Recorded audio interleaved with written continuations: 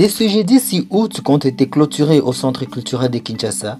les cliniques fiscales, une initiative organisée par le ministère des Finances et la Direction générale des impôts. La cérémonie de clôture s'est déroulée en présence du directeur général de la DGI, Anabé Mwakadi Mwamba, entouré de plusieurs responsables de cette régie financière. Pendant 3 jours, les experts de la DGI ont sensibilisé et accompagné les contribuables sur leurs obligations fiscales,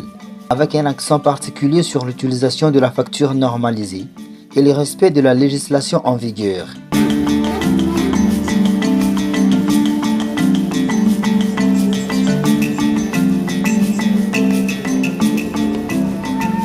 Présent lors de cette dernière journée, le ministre des Finances, Doudou Fambal Koundé, a réaffirmé la détermination du gouvernement à lutter contre la fraude fiscale. Il a notamment averti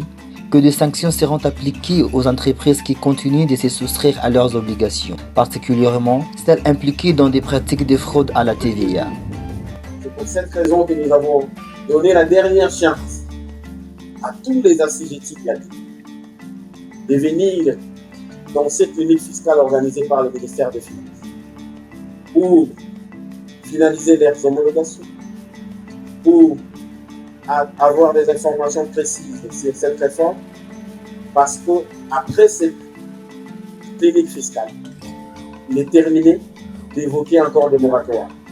La Direction générale des impôts a été instruite de procéder immédiatement à des sanctions ciblées pour des entreprises dont nous avons des informations précises sur les pratiques de fraude à la TVA,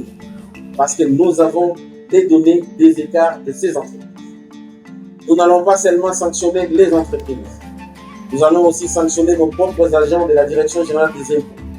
qui seront coupables d'inabstention, de n'avoir pas posé des actes que la loi leur impose avant d'admettre en déduction la TVA qui leur est présentée en déductibilité, parce que n'ayant pas été soutenus par une À travers ces cliniques fiscales, les ministères des Finances et la DGI disent vouloir privilégier la sensibilisation et l'accompagnement des contribuables. Mais ils préviennent que cette phase pédagogique laisserait désormais place à une application rigoureuse de la loi, afin de renforcer le civisme fiscal et d'améliorer la mobilisation de recettes de l'État.